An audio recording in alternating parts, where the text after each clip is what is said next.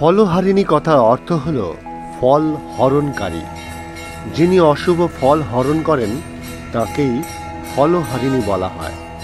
সমস্ত দেবদেবীর পূজা আরাধনায় অশুভ ফল নাশ হয় এবং কিছু না কিছু শুভ ফল লাভ হয়।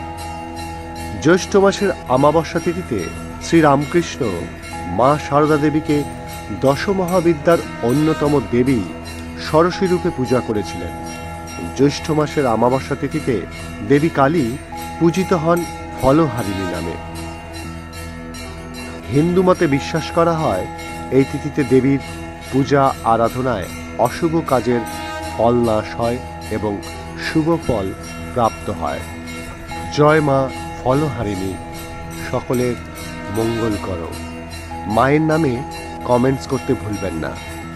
দেখতে থাকুন সত্যান্বেষী, সত্যের খোঁজে।